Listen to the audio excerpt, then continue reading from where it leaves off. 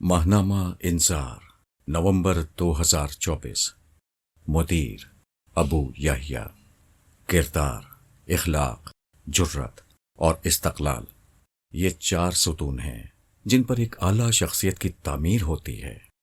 قرآن اور قاری۔ آج کل یہ رواج عام ہو گیا ہے کہ جب تک کوئی شخص خالص حجازی لہجے میں قرآن مجید نہ پڑھ سکے اس کے قرآن پڑھنے کو غلط قرات کہا جاتا ہے اور اس کے متعلق تحقیر کا رویہ اختیار کیا جاتا ہے۔ وہ اگر کوئی عالم ہے تو اس کو بے وقت کرنے کے لیے یہی ایک بات کہنا کافی ہوتی ہے کہ ان کو قرآن صحیح پڑھنا نہیں آتا ہے، قطع نظر اس سے کہ یہ رویہ اخلاقی طور پر متکبرانہ اور عقلی طور پر نامعقول ہے۔ خالص علمی اور مذہبی بنیادوں پر بھی یہ مقدمہ کوئی حیثیت نہیں رکھتا۔ اس معاملے میں حضور نبی کریم صلی اللہ علیہ وسلم کی ایک صحیح روایت نہ صرف درست نقطۂ نظر بتاتی ہے بلکہ دین کا اصل زور بھی واضح کر دیتی ہے۔ سیدنا جابر بن عبداللہ بیان کرتے ہیں کہ رسول اللہ صلی اللہ علیہ وسلم ہماری مجلس میں تشریف لائے جبکہ ہم قرآن پڑھ رہے تھے۔ ہم میں دیہاتی بھی تھے اور غیر عرب بھی۔ آپ صلی اللہ علیہ وسلم نے فرمایا، پڑھے جاؤ، سب ہی بہتر ہے۔ ان قریب ایسے لوگ آئیں گے جو اسے یعنی قرات قرآن کو ایسے سیدھا کریں گے جیسے کہ تیر سیدھا کیا جاتا ہے۔ اس کا اجر دنیا میں جلد ہی لینا چاہیں گے اور آخرت تک مؤخر نہیں کریں گے۔ ابو داؤد رقم 830۔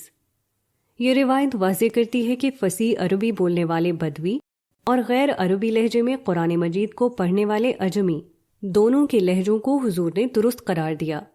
یہ ایسے ہی ہے جیسے آج بھی ہمارے اور ایک امریکی کے انگریزی لہجے میں فرق ہوگا، لیکن جملوں کی ادائیگی درست کی جا رہی ہو تو دونوں کو درست تسلیم کیا جائے گا۔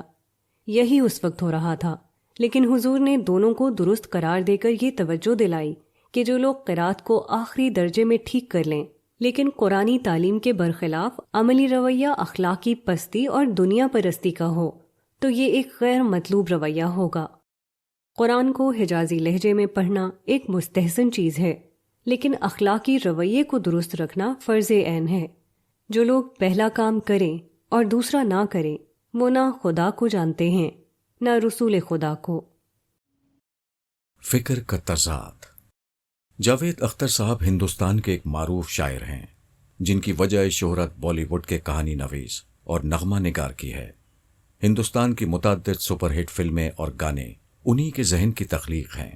وہ ایک دانشور بھی ہیں اور ایک پکے ملحد بھی۔ دور حاضر میں دانشورانہ روایت کی کمی اور اپنی فلمی شہرت کی وجہ سے جاوید اختر صاحب دانشورانہ موضوعات پر بھی گفتگو کرتے ہیں اور لوگ ان کی باتوں کو بہت توجہ سے سنتے ہیں۔ پچھلے دنوں ان کا ایک انٹرویو نظر سے گزرا جس میں انہوں نے پورے وثوق کے ساتھ یہ بات بیان کی تھی کہ کسی بچے کو اگر کسی قسم کی مذہبی تربیت ابتدائی 18 سال تک نہ دی جائے اور پھر اسے تمام مذاہب کا تعارف کرایا جائے تو وہ کسی مذہب کو قبول نہیں کرے گا۔ انہوں نے انٹرویو میں یہ بات بھی زور دے کر کہی کہ مذہب چونکہ بچپن ہی سے سکھا دیا جاتا ہے اس لیے ساری زندگی اس کا زندگی سے نکلنا مشکل ہوتا ہے۔ جاوید صاحب سے اسی انٹرویو میں یہ سوال کیا گیا کہ جس طرح مسلمان بچوں کو شروع ہی سے کان میں اذان دی جاتی ہے کیا انہیں بھی کمیونسٹ پارٹی کے نظریات کھول کر پلائے گئے تھے؟ انہوں نے یہ تسلیم کیا ہے کہ ایسا ضرور ہوا تھا اور اس کی وجہ یہ تھی کہ ان کے والد کمیونسٹ پارٹی کے ممبر اور والدہ بھی فری تھنکر تھیں۔ مزید یہ کہ کمیونسٹ پارٹی کا لٹریچر ان کے گھر پر ہوتا تھا جسے وہ ابتدا ہی میں پڑھ گئے تھے۔ یہ اس تضاد کی ایک مثال ہے جس کا شکار خدا کا انکار کرنے کے بعد ایک انتہائی ذہین انسان بھی ہو جاتا ہے۔ وہ دوسروں کے مذہب پر رہنے کی وجہ بچپن کے اثرات بتاتا ہے اور اپنے ملحد ہونے کے معاملے میں یہ بھول جاتا ہے کہ اس کا آبائی مذہب جو اسے سکھایا گیا وہ انکار خدا تھا۔ نفسیات اور قرآن۔ عالمی ادارہ برائے صحت کی ایک رپورٹ کے مطابق پاکستان میں 2,40,00,000 افراد کو نفسیاتی علاج کی ضرورت ہے۔ یہ کل آبادی کے 10% لوگ ہوئے۔ دوسری طرف حال یہ ہے کہ تقریباً 5 لاکھ افراد کے لیے صرف ایک ماہر نفسیات موجود ہے جو دنیا بھر میں مریضوں اور معالج کا سب سے کم تناسب ہے۔ ادارے کی رپورٹ اپنی جگہ، مگر جس معاشرے میں ہم رہتے ہیں اسے دیکھ کر تو اندازہ ہوتا ہے کہ نفسیاتی مسائل کا شکار لوگوں کی تعداد 10% نہیں بلکہ نارمل رہ جانے والے لوگوں کی تعداد 10% ہے۔ اور 90% کو نفسیاتی مدد کی ضرورت ہے۔ ہماری اس صورتحال کی وجہ مہنگائی، غربت، بے روزگاری، رشتوں کا نہ ملنا، سیاسی ابتری اور مجموعی بے یقینی جیسے عوامل ہیں۔ تاہم وجہ کوئی بھی ہو، ہم ایک بہت مشکل صورتحال سے دوچار ہیں۔ ایسی صورتحال میں جو چیز فطری طور پر اس مسئلے کو بڑی حد تک کم کر سکتی ہے وہ قرآن مجید کی زندہ تعلیمات ہیں۔ یہ تعلیمات محض نظریہ نہیں بلکہ اس خدا کا تعارف ہیں جو زندہ، سمیع و علیم اور ہر چیز پر قدرت رکھنے والا ہے۔ اس خدا نے یہ دنیا امتحان کے لیے ضرور بنائی ہے، مگر وہ اس عرصے میں کہیں اور نہیں چلا گیا ہے بلکہ سب دیکھتا اور سنتا ہے۔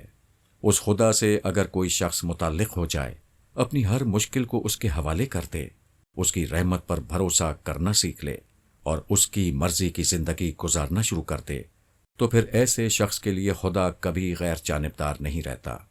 وہ عرش سے فرش پر آ کر اپنے بندے کو بچا لیتا ہے، اس کی مشکلات حل کر دیتا ہے یا اسے سکون قلب دے دیتا ہے۔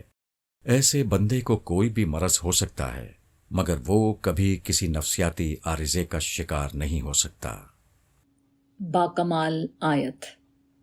میری والدہ 1933 تا 2020 نے ہم سب بہن بھائیوں کو بہت سی قرآنی آیات بچپن ہی میں یاد کرا دی تھیں۔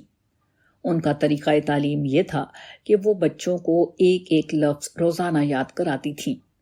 اس طرح ہم بچے آہستہ آہستہ مگر بآسانی بہت کچھ یاد کر لیتے تھے۔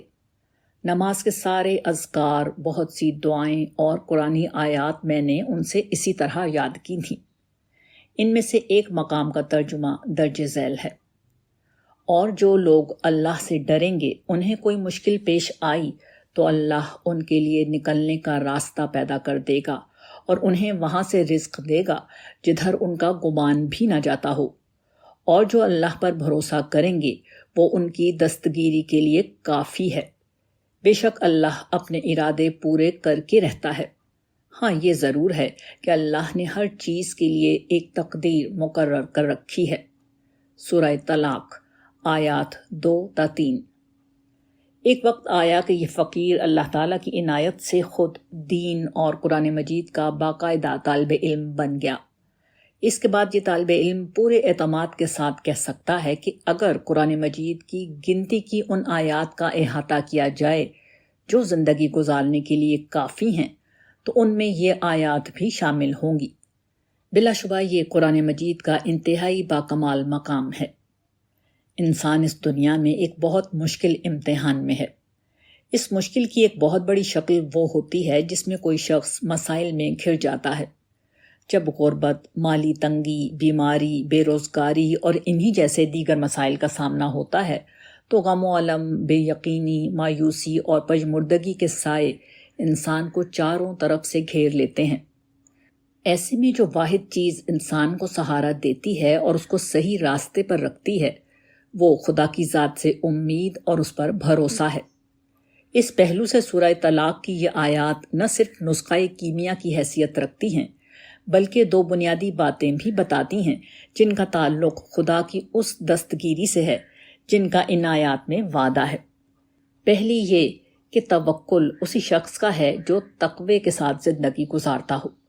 جو شخص خدا کا نافرمان ہو اسے اگر کچھ ملتا ہے تو امتحان کے اصول پر ملتا ہے۔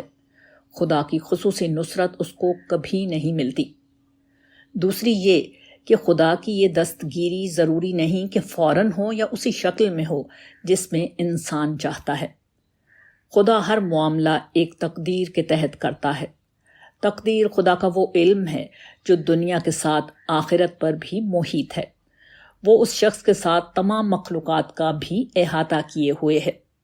اس دنیا میں کوئی شخص تنہا نہیں جیتا بلکہ تمام مخلوقات اور ان انسانوں کے ساتھ جیتا ہے جن میں سے ہر ایک کی ایک تقدیر اور خواہشات ہیں، اور ہر انسان کے پاس اپنا اختیار ہے جس میں خدا مداخلت نہیں کرتا۔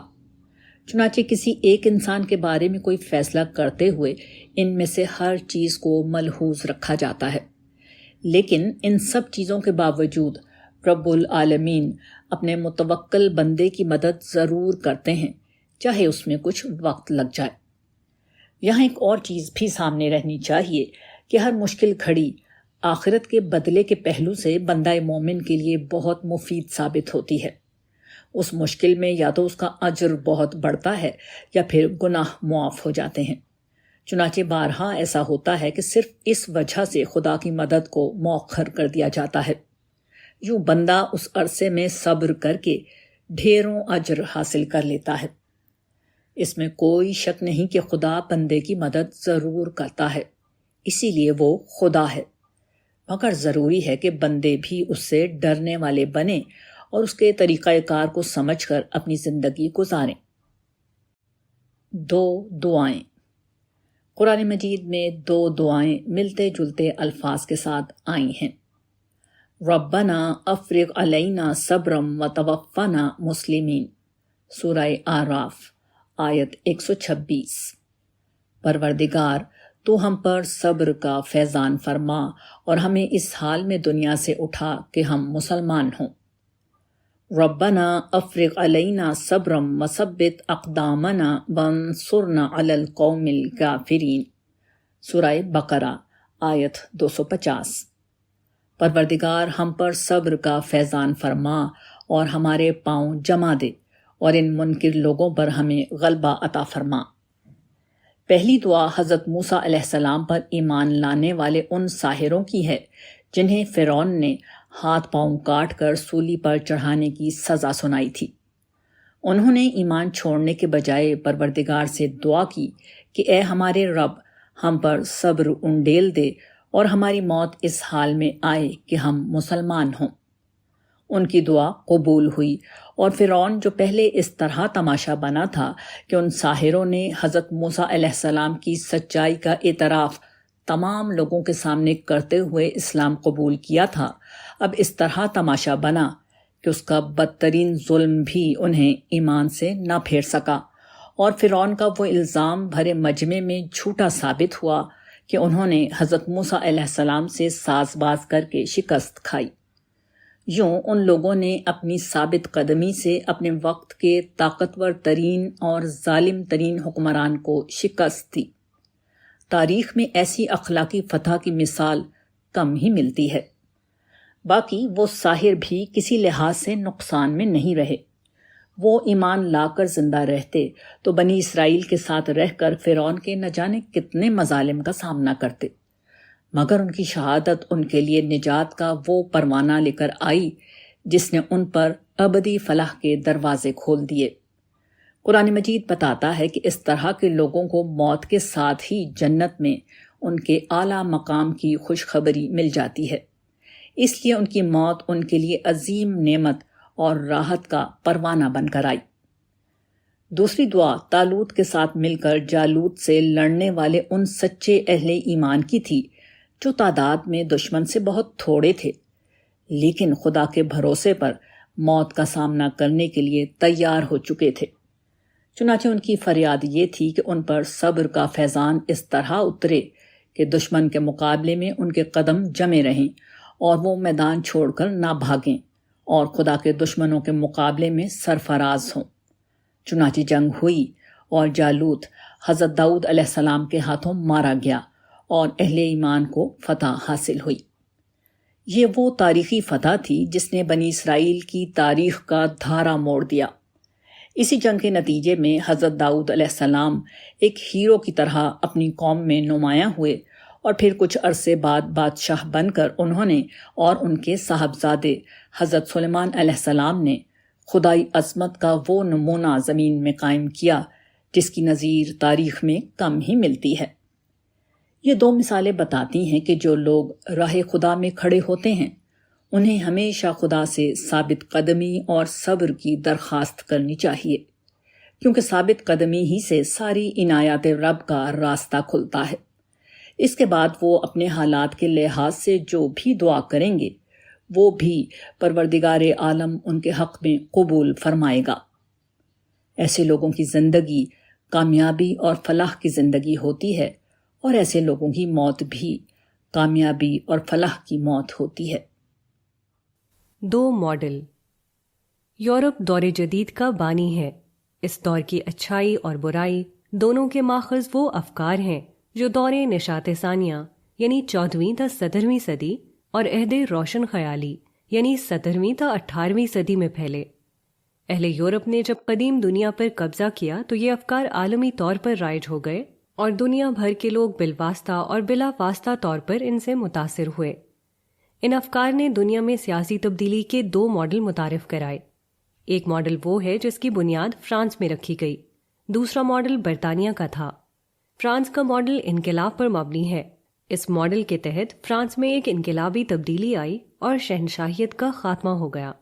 عوام کی حاکمیت کا خواب بظاہر پورا ہو گیا، لیکن اس کے انقلابی طریقے نے پہلے فرانس اور پھر یورپ میں تباہی مچا دی۔ انقلاب فرانس کی جد و جہد میں کم و بیش ربع صدی تک فرانس اور پورے یورپ میں قتل و غارت گری ہوتی رہی۔ ایک اندازے کے مطابق اس عرصے میں 7 لاکھ فوجی اور 70,000 شہری مارے گئے۔ یہ دور نیپولین کی واٹرلو میں شکست کے ساتھ ختم ہو گیا، تاہم یہ انقلابی سوچ ختم نہ ہو سکی اور ایک صدی کے بعد انقلاب روس کی شکل میں اس نے دوبارہ ظہور کیا۔ یہ انقلاب تقریباً 52 صدی کے بعد سوویت یونین کی شکست و ریخت کے ساتھ اپنے اختتام کو پہنچا۔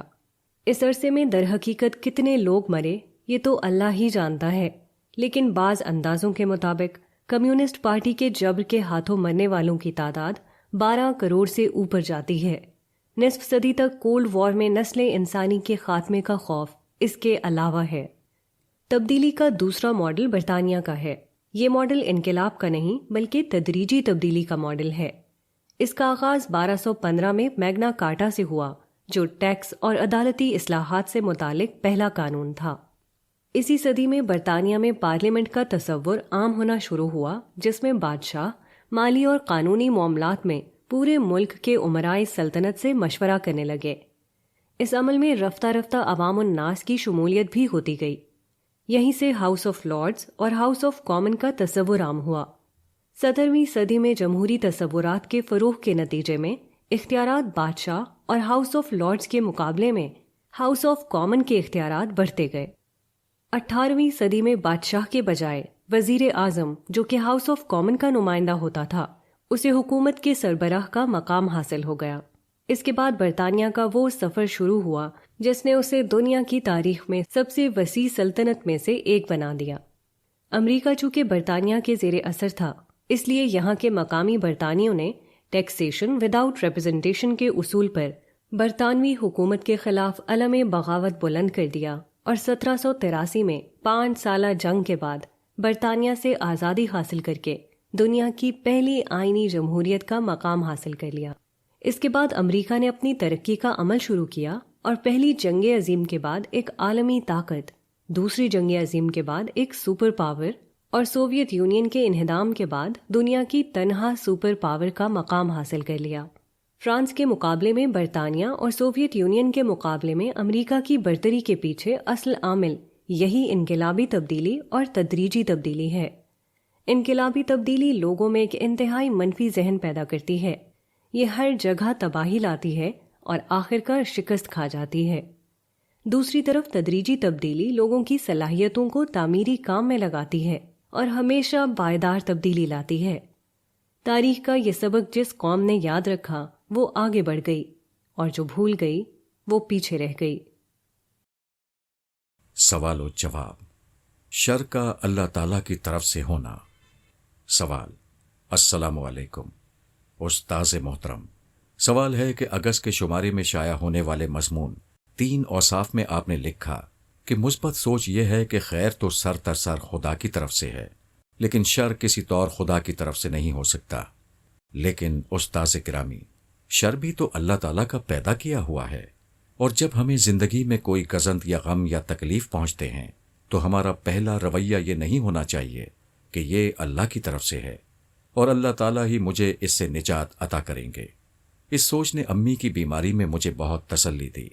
امی کو فالج ہوا تو میں اپنے جسم کے نارمل کام کرنے پر اللہ تعالیٰ کی بہت شکر گزار ہو گئی تھی، اور میرے ذہن میں صرف ایک بات تھی کہ اللہ کے لیے کوئی کام مشکل نہیں، اور میں سمجھتی ہوں مشکل اور تکلیف دہ حالات کے ذریعے اللہ تعالیٰ دیگر شرور سے ہماری حفاظت فرما رہے ہوتے ہیں اور ہماری تربیت کر رہے ہوتے ہیں۔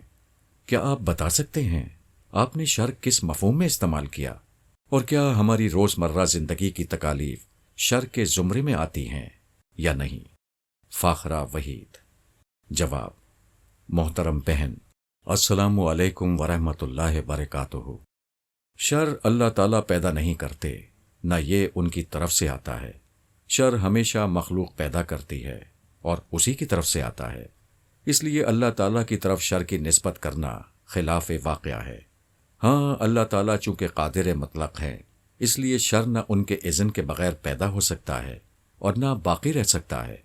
اس لیے مخلوق کے شر سے بچنے کے لیے ان کی طرف ہی رجوع کرنا چاہیے اور ان کی پناہ مانگنی چاہیے۔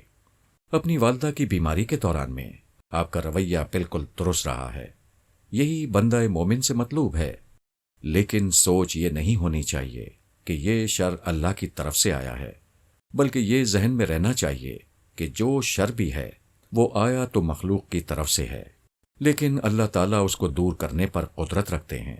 اس دعا سے تکلیف اور شر دور ہو جاتا ہے۔ تاہم کسی وجہ سے اگر ایسا نہ ہو تو سمجھ لینا چاہیے کہ اس میں ہماری ہی کوئی بہتری ہوگی۔ یہ صبر و رضا کا وہ مقام ہے جس کا اجر بے حساب دیا جاتا ہے، اس لیے آپ کا رویہ بالکل درست ہے، بس سوچ کے زاویے کو درست کر لیں۔ والسلام۔ سورہ النور کی آیت کا مطلب۔ سوال: السلام علیکم ورحمۃ اللہ وبرکاتہ۔ ڈیئر سر، امید ہے آپ اللہ کے فضل و کرم سے ٹھیک ہوں گے۔ سر، آپ سے قرآن پاک کی اس آیت کی رہنمائی چاہیے۔ اللہ آسمانوں اور زمین کی روشنی ہے، اس کی روشنی کی مثال ایسی ہے جیسے ایک طاق، اس میں ایک چراغ ہے۔ چراغ ایک شیشے کے اندر ہے، شیشہ ایسا ہے جیسے ایک چمکدار تارا۔ وہ زیتون کے ایک ایسے مبارک درخت کے تیل سے روشن کیا جاتا ہے جو نہ شرقی ہے اور نہ غربی۔ اس کا تیل ایسا ہے گویا آگ کو چھوئے بغیر ہی وہ خود بخود جل اٹھے گا۔ روشنی کے اوپر روشنی۔ اللہ اپنی روشنی کی راہ دکھاتا ہے جس کو چاہتا ہے، اور اللہ لوگوں کے لیے مثالیں بیان کرتا ہے، اور اللہ ہر چیز کو جاننے والا ہے۔ سورہ النور، آیت 35۔ اس میں اللہ تعالیٰ نے ایک تمثیل بیان کی ہے، مجھے وہ تمثیل آسان لفظوں میں سمجھائیں۔ اس میں دو لفظ ہیں، نور اور طاق۔ ان دونوں سے مراد کیا ہے؟ کیا اس نور سے مراد اللہ کی ذات کا نور ہے، یا وہ نور جو اللہ تعالیٰ نے انبیاء کرام کے ذریعے ہدایت دی ہے؟ برائے مہربانی رہنمائی فرمائیں۔ محمد تلاور شاہین۔ جواب: محترمی و مکرمی، السلام علیکم ورحمۃ اللہ وبرکاتہ۔ اس آیت میں نور سے مراد اللہ تعالیٰ پر ایمان کی روشنی ہے۔ یہ روشنی ایک بندہ مومن کے طاق دل میں چراغ کی طرح روشن رہتی ہے۔ طاق سے مراد یہاں بندہ مومن کا دل ہے جس میں ایمان کی روشنی ہوتی ہے، اور عملی زندگی میں قدم قدم پر بندے کو گمراہی و بد عملی کے اندھیروں سے نکال کر ہدایت اور حسن عمل کی روشن راہ پر چلاتی ہے۔ بندہ مومن اس روشنی کو خارجی تعصبات اور ماحول کے اثرات کی بنیاد پر نہیں پاتا، بلکہ ایمان کی یہ روشنی غور و فکر اور ہدایت کی ذرا سی چنگاری پا کر بندہ مومن کے دل میں منور ہو جاتی ہے۔ اس کا سبب یہ ہوتا ہے کہ بندہ مومن کا دل پہلے ہی فطرت کے نور یعنی روغن خالص سے بھڑکنے کے لیے تیار ہوتا ہے، اور اس کی عقل کا فانوس گمراہی کی ہر دھول سے پاک ہو کر ستارے کی طرح چمکتا ہے۔ یہی وہ دل ہے جو وحی کی آواز پر سب سے پہلے لبیک کہتا ہے، اور جب روشن ہو جائے تو اپنے ارد گرد کے ماحول کو بھی جگمگا دیتا ہے۔ ابو یحییٰ۔